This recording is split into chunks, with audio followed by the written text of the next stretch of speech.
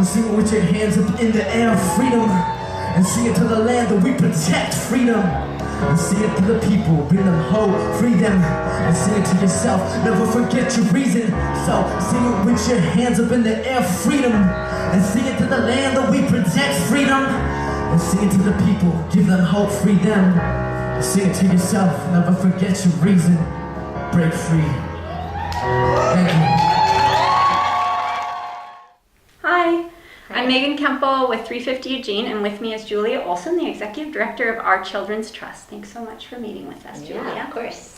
Can you give us some background on the history up until now of this landmark climate lawsuit that Our Children's Trust has filed against the U.S. federal government on behalf of 21 youth plaintiffs? Sure. So the background of this case is that we've been working with young people for the past 5 or 6 years to develop a really strong, effective case against the United States government for the role that it has played in destroying our climate system and continuing not to act in the way that's necessary to protect the fundamental rights of young people and future generations. And so last summer, about a year ago, we filed this case on behalf of 21 young people in the federal court here in Eugene, Oregon, and sued multiple agencies of the federal government and President Obama and the United States as a whole for violating their fundamental constitutional rights under the Fifth Amendment and also the public trust doctrine.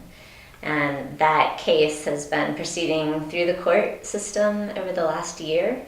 And a couple of really big moments. One was the fossil fuel industry intervened in the case. They asked the court if they could come in and be co-defendants with the United States, which really shows the sort of parallel interests and collusion of our federal government and the industry, and the parallel interests they share in maintaining a fossil fuel-based energy system.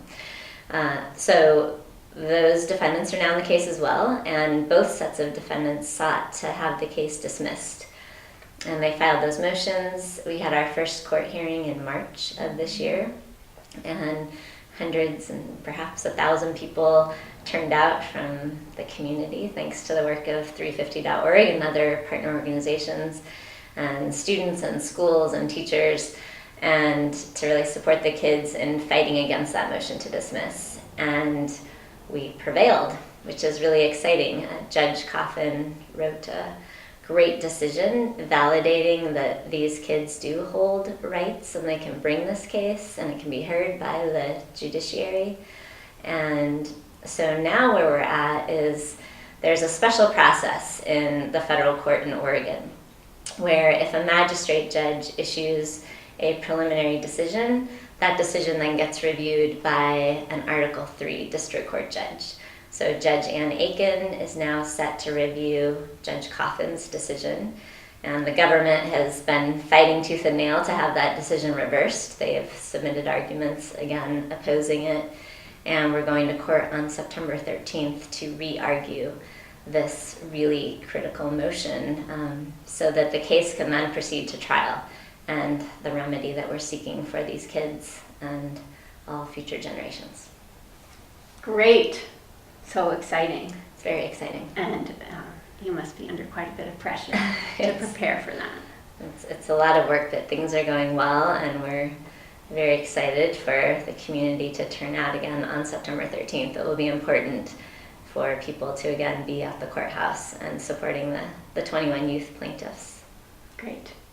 I have a couple of follow-up questions for you about what you just shared. So just to make sure that the lawsuit is based on the scientific findings about the negative effects of greenhouse gas emissions on our life support systems and how those emissions will impact current and future generations. Is that generally correct? Mm-hmm. Okay.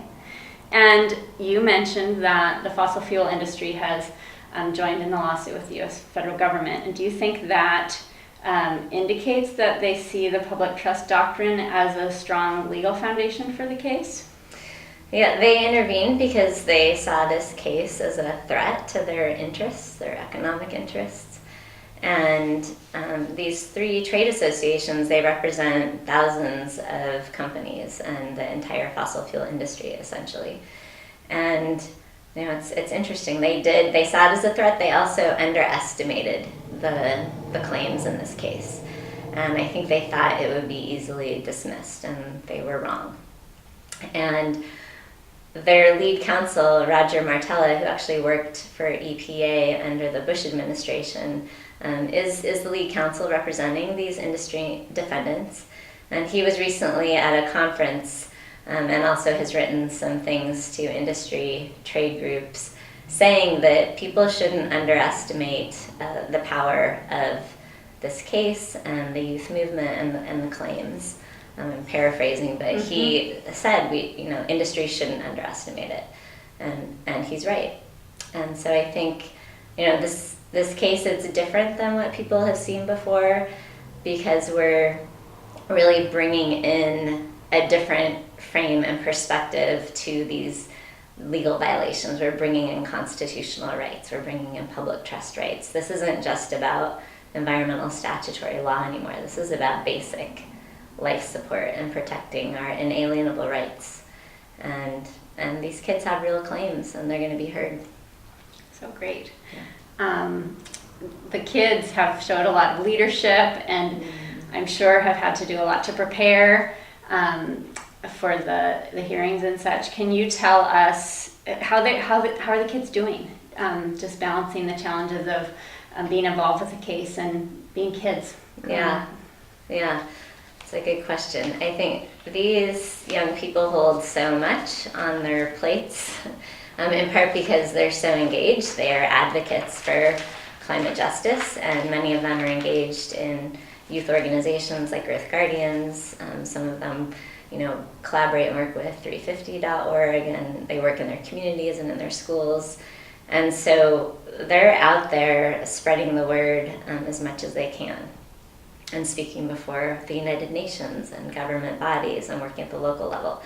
So they're engaged a lot. Many of them have to seek accommodations from their schools and their teachers to support the work that they're doing. And sometimes they come up against people not understanding, I think, which is a struggle. But they all seem happy and excited and hopeful and empowered by this work and by being involved in this case. But there are other hard things going on in their lives, right? So Jaden, who's one of my plaintiffs and lives in Louisiana, has just had to evacuate her home in the last few weeks because of the flooding there. There were pictures of them leaving in their car, and they have, a foot of water in the bottom of their car, and they've lost a lot. And so these kids not only are they taking on this huge responsibility of trying to right our country, but they're struggling with climate impacts themselves, right now in real time. So there's a lot going on, and I think it's hard. It's hard, but they're a strong, really talented group of young people, and they're resilient. Sweet. Can you tell us a little bit about the Youth Climate Action Now effort or program that our Children's Trust has developed, and how kids and organizations have been involved with that? Sure. So we started our local level work here in Eugene, Oregon, with a lot of great community support, and that resulted in a climate recovery ordinance being adopted here, which most people know about. And more recently, having some science-based targets for emission reductions in our community based on 350 parts per million, which is super exciting. And so what we've done with that pilot program here in Eugene is to develop a UCAN, Youth Climate Action Now manual, that we're distributing to young people and adult supporters in other communities to bring this local level climate advocacy work to their own city councils and local governments. And so it's starting to take off, starting in Oregon, in communities like Ashland and Bend, Corvallis and Portland. There are active youth engaged in working before their city governments to get similar laws and emission reduction planning in place. And there are people taking this up also as, in North Carolina and California and Washington and other places across the country are starting to use this manual, and really came out of Eugene's community, so it's pretty exciting. So great. going back to the lawsuit, can you, in addition to the federal lawsuit, I understand that there are legal actions in all 50 states to advance the science-based climate recovery action at the state level. Can you give us an update about how those cases are proceeding? So originally, when we first launched the effort in 2011, we had actions in all 50 states, and some of those were rulemaking petitions before administrative bodies. So not all 50 are active anymore. They've gone through different phases, and right now there are a handful of state lawsuits in play, and there are new rulemaking petitions going on, and other cases under development.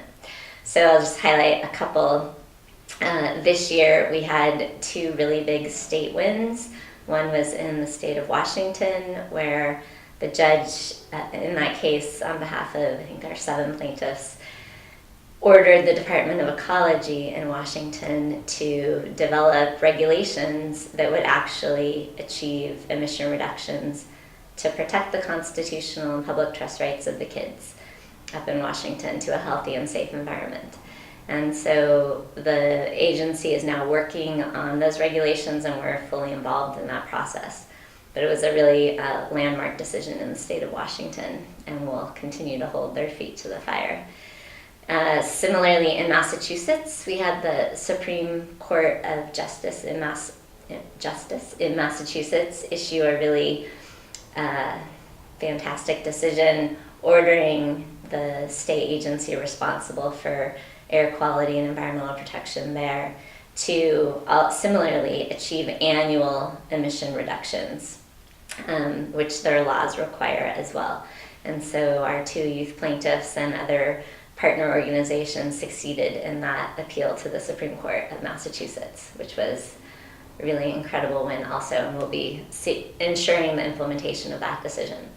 So those are 2 examples, but we're actively working on a case in Florida right now, which is critical because of the sea level rise issues and the issues with the Zika virus that we're seeing down there. We have youth who are ready to roll, and so we're working with partner attorneys there.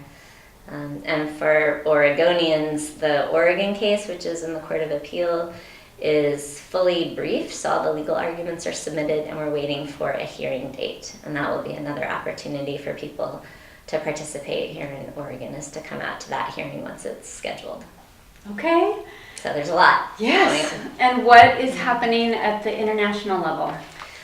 The international level is exploding, taking off in really exciting ways. There are attorneys and young people all over the globe in different countries who want to bring similar types of cases that we're bringing or helping youth bring here in the United States. We have 2 active cases happening abroad right now, one in Pakistan and one in Uganda, with youth plaintiffs and some fabulous attorneys. And we're helping attorneys develop cases in countries like Australia, Canada, the UK, France, Bangladesh, to name a few, but there are others as well. And we are going to be training 30 human rights lawyers in the MENA region, which is the Middle East and North Africa, who are also interested in bringing strategic climate litigation. So our reach to different parts of the world and helping to support youth and attorneys who want to tackle climate change it's really taking off and expanding. So great. Okay, so coming back to our local community in Oregon, what can community members do right now and in the coming month or so and into the future? What can community members do to best support our children's trust? Yeah, there's so much. Most immediately is really showing up to the federal courthouse in Eugene on September 13th. Early if you want to get into the courthouse, but the hearing will start at 10 a.m. And being in the courthouse or being out on the front steps of the courthouse, it's all very meaningful to just show people's support for these young plaintiffs. So that is huge. And spreading the word so that other people are tuning in on September 13th. We're partnering with different organizations, including Greenpeace, to arrange a thunderclap so that there will be a lot of social media happening at 10 a.m. on Pacific time on September 13th, just to show the solidarity of people around the world with these 21 youth. So a lot happening that people can spread on social media. And right now we're trying to raise money to make sure all 21 plaintiffs can be here. They're all available too, so we're trying to book their travel, and support for that on our CrowdRise fundraiser is great. The federal case, it has a huge budget associated with it, so we'll be continuing to raise money for that. And then I think, the more people can start talking about climate change and climate justice in terms of fundamental human rights, constitutional rights, public trust rights, and explaining to people that we can't protect those fundamental rights if we're not paying attention to the scientists, and really linking standards of protection to what's needed to preserve our climate system and to preserve our oceans. So making those connections, it's not guesswork. We actually have really good science on what is needed to keep global warming to, at least moderately safe levels, and to stop the seas from rising, to stop our forests from burning. And so we need to heed that science. And, one thing for people to know is how quickly we're passing these thresholds. Obviously, we've already had 1 degree Celsius of warming over the pre-industrial temperatures, and we're seeing huge calamities just with that amount of warming. And some scientists out of Australia who've done some new modeling have shown that with existing emission levels, we will hit 1.5 degrees in 8 years, and 2 degrees Celsius of warming in less than 30. So the urgency is really mind-blowing, and all of the scientists and technical experts and economists that we work with say that there are solutions, they're ready to be implemented, and we can stop that course that we're on, but only if we shift immediately. So time is of the essence, and the more support we can get in the community to spread that message and articulate it and press decision makers on that, the better off we'll all be. Those are strong words for us to consider right now, to inspire us to action. Do you have any other thoughts you'd like to share with us today? I was in a meeting earlier today, and again talking about how Oregon really feels like that epicenter sometimes, or ground zero of the climate movement. There's just such amazing activism and energy here, and we've definitely benefited from that at our Children's Trust, having community support, and also having support from the legal community, the University of Oregon Law School, and climate scientists in our area. And there's so many resources and people power here. And so just continuing to bring that to the table, and keeping hope, active hope, and working for the solutions we need. So we need people not to sit back and be complacent and give up and think that it's a done deal, because it's not. We will be actively supporting the event on September 13th, and we'll be watching closely and hoping with all of our hearts that things go very, very well. And we'll be supporting your work in the months forward. And just want to thank you so much for your good work and for taking time to talk with us today. Thank you too. You guys do awesome work. I was born in the year of